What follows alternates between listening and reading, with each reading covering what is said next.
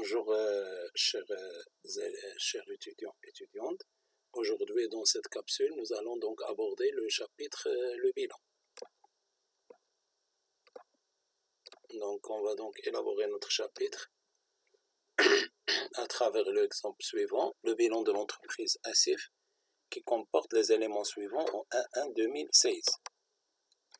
Alors, nous avons les constructions de 100 000, nous avons les installations techniques 20 000, on demande le capital qu'on doit déterminer, matériel et outillage 70 000, matériel de transport 35 000, matériel informatique 30 000, stock de marchandises 118 000, emprunt bancaire 100 000, dû par nos clients, c'est-à-dire que c'est la somme que les clients doivent verser à l'entreprise, donc c'est 31 000 dirhams.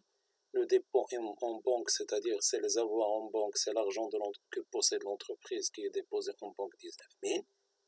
Dû au fournisseur, c'est-à-dire que c'est la somme que l'entreprise doit payer au fournisseur 11 000. Et les espèces en caisse, l'argent en caisse liquide, c'est 8 000 dirhams. Donc la question, déterminer le montant du capital, présenter le bilan au 1er janvier 2016. Alors, pour calculer notre capital, donc on va élaborer un tableau qu'on appelle le tableau du patrimoine. On sait bien que le patrimoine d'une personne, c'est l'ensemble des biens qu'il possède et aussi des dettes qu'il doit payer.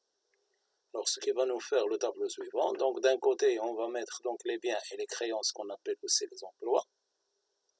Nous avons les constructions 100 000, les installations techniques 20 000, matériel et outillage 70 000, matériel de transport 35 000, matériel informatique 30 000, stock de marchandises 118 000, créances clients 31 000, banque 19 000, caisse 8 000, ce qui nous fait un total des biens que possède l'entreprise, c'est-à-dire c'est les biens que possède l'entreprise, et ces créances 431 000.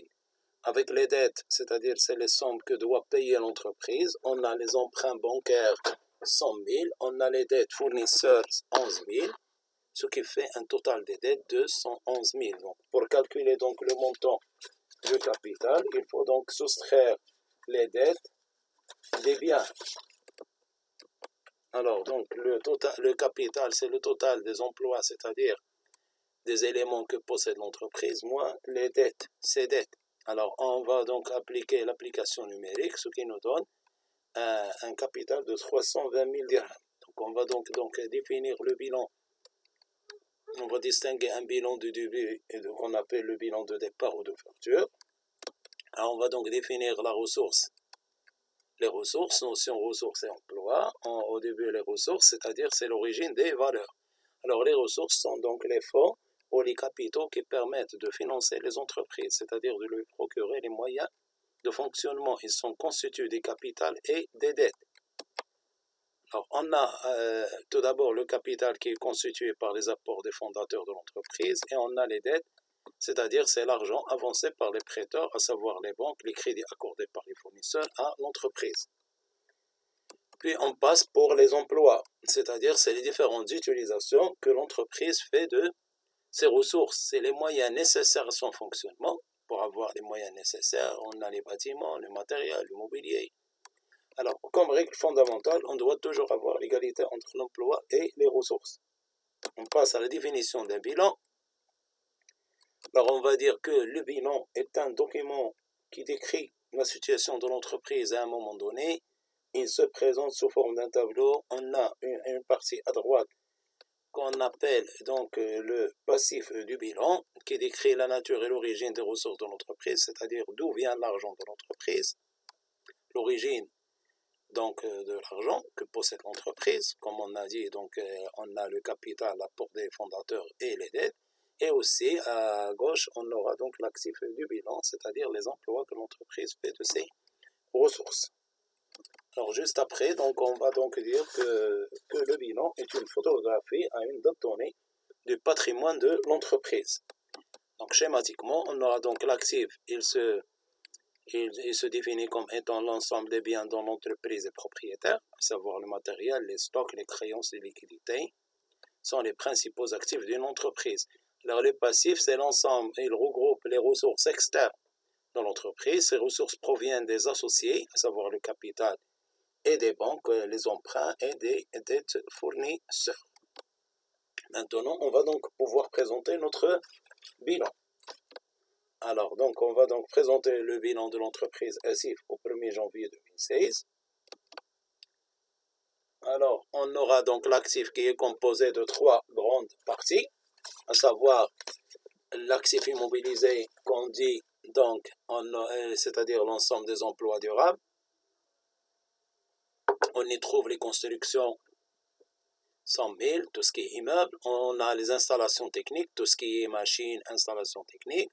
On a les machines, les matériels et outillages 70 000, matériel de transport, les véhicules de transport de marchandises, de matières premières ou de personnes. Et on a du personnel. Et on a le matériel informatique, tout ce qui est informatique, les ordinateurs, les imprimantes, etc. On a les actifs circulants, donc on aura les stocks de marchandises des clients, 31 000, trésorerie actif, tout ce qui est disponibilité que possède l'entreprise, à savoir l'avoir en banque et les espèces en caisse. Et du côté du passif, on a donc les financements permanents, capital 320 000, les emprunts 100 000, alors là c'est ce qu'on appelle les fonds durables, et on a le passif circulant, les fournisseurs, ce qui fait un total de 431 000 dirhams. Alors maintenant, chers étudiants, on va donc étudier ce qu'on appelle la structure du bilan, c'est-à-dire les composantes du bilan. Alors on va commencer par l'actif du bilan. Comme on a dit, donc l'actif est divisé en 3 masses ou classes qui sont l'actif immobilisé qui regroupe l'ensemble des biens durables. Ils sont destinés à servir plusieurs exercices, c'est-à-dire plusieurs années. Alors comme par exemple donc les terrains, les constructions, le matériel, c'est ce qu'on appelle la classe 2, qu'on verra par la suite au niveau du chapitre le compte. On a aussi l'actif circulant, hors trésorerie, c'est les éléments qui se transforment et se renouvellent au fur et à mesure donc, de l'activité de l'entreprise, par exemple les stocks de marchandises, de matières premières, les créances clients et les titres de placement, c'est la classe 3. Et on trouve donc la trésorerie active, c'est les disponibilités de l'entreprise. Exemple, les avoirs en banque, les espèces en caisse. C'est la rubrique donc 51. On va schématiser donc notre actif. On a donc l'actif immobilisé, il regroupe les biens durables, les bâtiments, matériels, mobilier. On a aussi l'actif circulant qui comprend les biens et les créances renouvelables, à savoir les stocks, les créances clients. Et on a la trésorerie active qui comprend donc les disponibilités de l'entreprise, les avoirs en banque ou les espèces en caisse. Maintenant, on va aborder donc la partie ressources du bilan, c'est-à-dire l'origine des valeurs de l'actif. D'où vient, qui répond à la question suivante, d'où provient l'argent de l'entreprise. Alors, le passif donc du bilan, il est divisé en 3 ou 6 parties. On a les financements permanents qui est la classe 1. C'est les fonds mis à la disposition de l'entreprise pour une longue durée, plus d'un an. Il se compose donc des capitaux propres qui appartiennent aux propriétaires de l'entreprise, des dettes de financement, c'est les emprunts et les dettes liées aux immobilisations. Alors là, c'est la classe donc 1. On passe au passif circulant hors trésorerie qui est la classe 4. C'est les dettes envers les fournisseurs, l'État et les autres créanciers à payer dans un délai inférieur à un an. Et enfin, on a la trésorerie passive, c'est-à-dire la trésorerie négative, c'est les crédits bancaires de courte durée. Par exemple, les facilités de caisse et découvert. Schématiquement, le passif est le suivant. Donc, on trouve donc les financements permanents. Il s'agit de ressources financières à long et moyen terme, passifs permanents. Il y a donc les capitaux propres et les dettes à long terme, les emprunts. Aussi, nous avons le passif circulant, c'est les facilités de paiement accordées par les fournisseurs, les organismes sociaux et l'État. Et aussi, on a les facilités et le trésorerie passif, c'est les facilités de caisse et découvertes accordées par la banque à l'entreprise. Maintenant, on va passer faire une application. Au 1er janvier 2020, la situation de l'entreprise Bonbois se présente ainsi. Alors, on a donc un certain nombre d'éléments. On a l'installation technique qui constitue un actif, 580 000, matériel et outillage 656 000, mobilier de bureau 39 400, stock de marchandises 280 000. Donc, on doit déterminer donc le montant des fournisseurs. On a le capital, l'emprunt 250 000, le capital 1 million de dirhams. Alors, au cours du mois de janvier, les opérations suivantes ont été effectuées. Le 6.1, achat de matières premières bois Au fournisseur Bois Sud 45 000 dirhams à crédit, paiement dans 30 jours. Le 10 janvier, retrait de 5 000 de la banque pour alimenter la caisse de l'entreprise. Le 16, règlement du client Fakir, 20 000 dirhams en espèces. Le 20, acquisition d'un ordinateur Infonor, 10 000 dirhams. Paiement 5 000 en espèces et le reste à crédit dans 30 jours. Enfin, paiement au fournisseur Bois Sud, 15 000 dirhams par chèque bancaire. Travail à faire, on détermine les dettes fournisseurs. Deuxième question, on établit donc le bilan au 1er janvier 2020, qu'on appelle le bilan d'ouverture. Et 3, donc on parle donc d'établir le bilan après chaque opération. Alors, pour calculer le montant des fournisseurs, il suffit donc de mettre le total de l'actif moins le total du passif. Ce qui va nous donner donc la somme de 741 100 dirhams. Donc on va présenter donc notre bilan de l'entreprise au 1er janvier 2020. Alors, voilà donc notre bilan. Donc, il va se présenter de la façon suivante. On va donc respecter le classement et le rangement des éléments. Les actifs immobilisés, on a les installations techniques, matériel outillage, matériel de transport, mobilier de bureau, matériel informatique, tout élément avec sa valeur au niveau de la colonne montant. L'actif circulant, c'est les marchandises parce qu'ils se renouvellent, ils changent d'une période à l'autre. Et les créances clients aussi, ils se renouvellent vu que le client, on lui accorde un crédit, puis il paye, puis il renouvelle notre achat par un autre crédit. On a trésorerie active, donc au niveau du financement permanent, on a le capital des emprunts et on a passif circulant, les fournisseurs. Alors maintenant, on va s'intéresser aux variations donc du bilan et le résultat. Alors, on va voir, donc, on va dire que toute opération effectuée par l'entreprise, il va entraîner sûrement une modification, un changement au niveau de la situation de l'entreprise. Donc, dans un premier point, on va voir les opérations sans incidence sur le résultat, c'est-à-dire qui n'entraînent pas un résultat, donc l'apparition d'un résultat. Alors, on va prendre donc l'exemple, premier exemple du 6.1, achat de matières premières, 45 000 dirhams à crédit de paiement dans 30 jours. Alors, on sait bien qu'on achète la marchandise de notre fournisseur, donc le fournisseur nous donne de la marchandise, de la matière première à crédit. Donc, alors, le point d'origine de ce flux-là est le fournisseur. Donc, le fournisseur va constituer donc la ressource. Et la matière première va constituer un emploi. Alors, la valeur, il s'agit d'une valeur de 45 000. Donc, les dettes envers les fournisseurs, ils vont augmenter de 45 000. Il y aura une augmentation de la matière première du stock de 45 000. Donc, d'un côté, l'actif, il va augmenter de 45 000 au niveau des matières premières et le passif va lui aussi augmenter de la même valeur de 45 000. Ce qui laisse donc l'équilibre entre l'actif et le passif, il n'engendre pas de résultat. Donc, on va dire que les fournisseurs vont augmenter de 45 000 dirhams. Ils deviennent 741 100 plus 45 000, ce qui nous donne 768 100. Alors, les matières premières vont aussi augmenter de 45 000 dirhams. Alors, pour faire toutes les 5 opérations, on peut présenter toutes ces opérations dans le tableau suivant. Alors, on aura l'actif, on aura les montants au début. On aura dans un tableau, donc, les variations, les opérations effectuées, l'opération du 6, du 10, du 16 et du 20 janvier, on a 2 opérations. Et on aura donc à calculer le montant en fin de la période. Alors, le 6 janvier, nous avons dit 45 000, donc c'est la matière première qui va augmenter de 45 000, comme étant donc un emploi, alors que la ressource et le fournisseur, on va le voir au niveau du passif, n'est-ce pas? Et donc, ce qui va faire une nouvelle valeur des matières premières, 45 000. Pour l'opération du 10, on a un retrait de la banque pour alimenter la caisse. Donc, la banque, c'est la ressource, donc il va diminuer de 5 000. Et la caisse va augmenter de 5 000. Pour le 16 janvier, on a donc un règlement du client Fakir. Donc, le client, c'est l'origine du flux. Donc, il va diminuer de 20 000 et la caisse va augmenter de 20 000 en espèces. Pour l'opération du 20 janvier, on a acquisition d'un matériel informatique à 15 000 dirhams, on a à 10 000 dirhams. Donc le matériel, il va augmenter de 10 000, ce qui lui donne 75 200, avec une baisse de la caisse de 5 000 qui est la ressource et une augmentation des dettes envers le fournisseur d'immobilisation de 5 000 qu'on aura au niveau du passif tout à l'heure dans la diapositive suivante. Et enfin, le 20 janvier, on a donc le paiement au fournisseur Bois Sud 15 000 dirhams par chèque bancaire, les dettes fournisseurs vont diminuer de 15 000 et la banque va diminuer de 15 000 vu qu'elle est la ressource du flux. Donc, toute opération restant inchangée, donc je passe maintenant. Donc, comme vous voyez bien que le matériel informatique il est devenu 75 200, matières premières 45 000, je les ai mis en rouge, les valeurs qui ont changé. Donc, je présente maintenant les changements au niveau du passif.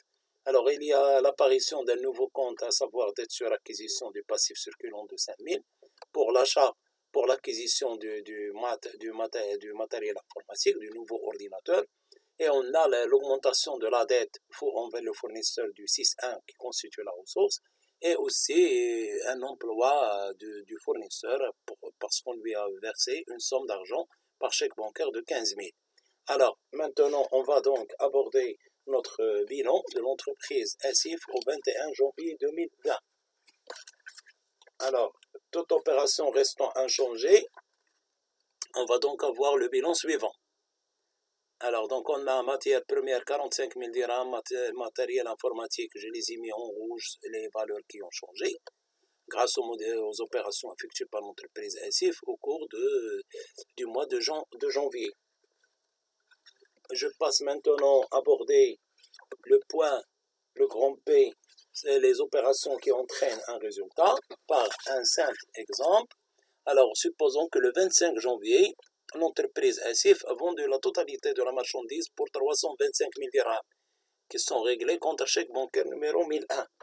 Alors, donc, on demande d'analyser l'opération en termes emploi et ressources et présenter le bilan après cette opération. Alors, donc, on aura donc la banque qui va constituer donc chers étudiants, c'est l'emploi, parce qu'on aura donc l'emploi, l'augmentation de la banque de 325 000 qui va devenir 366 500, au profit de la baisse, de la disparition des marchandises, parce qu'on a vendu la totalité de la marchandise. Donc il va devenir zéro, parce que cette marchandise, là, il sera donc la propriété du client. Et donc on a une différence de valeur, qu'on appelle le résultat, c'est le bénéfice, parce qu'on a vendu une marchandise à 325 000 dirhams qui coûtait au début de 180 000 dirhams. Donc, ce résultat-là va apparaître au niveau donc du bilan. Donc, on va présenter le bilan de l'entreprise SIF au 21 janvier 2020.